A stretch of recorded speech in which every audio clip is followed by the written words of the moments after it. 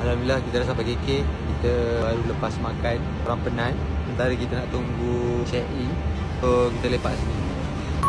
Sabar semua sempoi weh. Cousin Bani. Alhamdulillah sekarang kita sudah check-in. Kita nak istirahat sama malam ni. Kita nak makan ikan bakar Sabah.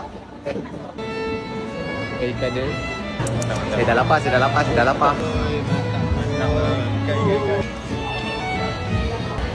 Sedap weh, sedap. Ibas bro.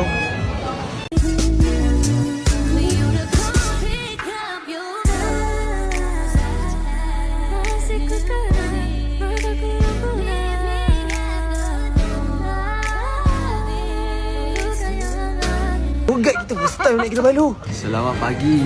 Hari ni kita sarapan kat Kopi Ting. Kalau korang datang Sabah, make sure korang datang Kopi Ting ni. Lepas tu try ni Fish sauce mee hun. Lepas tu uncle naik dulu. Uncle ada training tak? Dah. Oi, uncle tak training. Kita nak buat steady. Soalnya uncle boleh naik tak training, kita insyaAllah boleh juga. Betul tak kawan-kawan? Betul. Aku tak haru doh. Bye, Kesha, Kena, Izlan datang doh. Weh, bye. Bye. Izlan. Harap.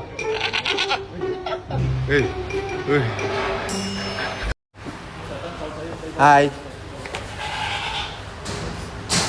Jangan. Hello. Hai comel. Bu.